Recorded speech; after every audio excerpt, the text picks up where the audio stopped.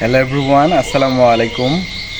আজকে আমি আপনাদের কিছু দেখানোর জন্য এখানে আসছি।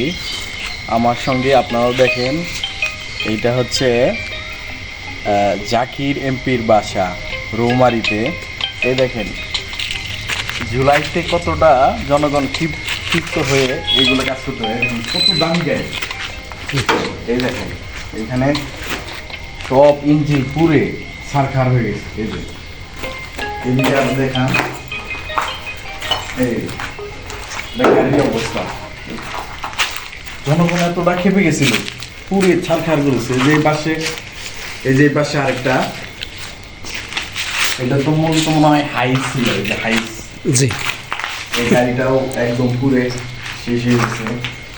এটা মানে গাড়ি রাখার একটা হয়তো ওই যে বানাইছিল, ঘর বানাইছে। এই যে পাশে আরো দেখেন, এই যে পাশে ড্রাম ট্রাক, একটা দুইটা তিনটা, এটাও পুরে সরকার। বাড়ির ওয়ালগুলোও একদম ভেঙে শেষ করছে। যে এই বাসা, এটা যেটা বাসা, এই বাসায় থাকতো। আচ্ছা, এক আন্টি আর দেখাইলাম না, চলেন আমরা যাইতে যাইতে আরো একটু দেখি। এইদিকে একটু দেখেন। হ্যাঁ,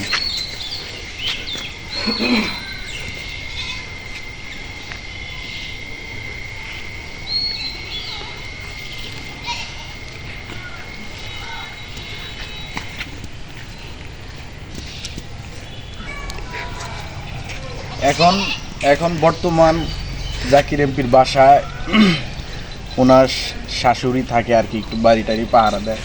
আর এই যে ছাগল টাগল আছে, কয়েকটা ছাগল আছে।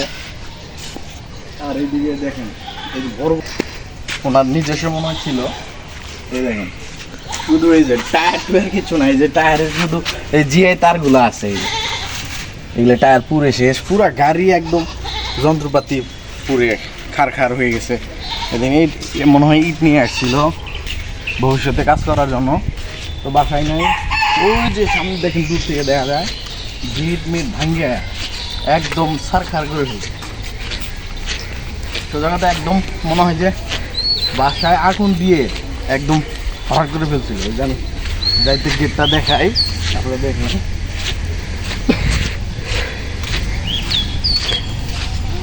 এই দেখেন গেটের অবস্থা।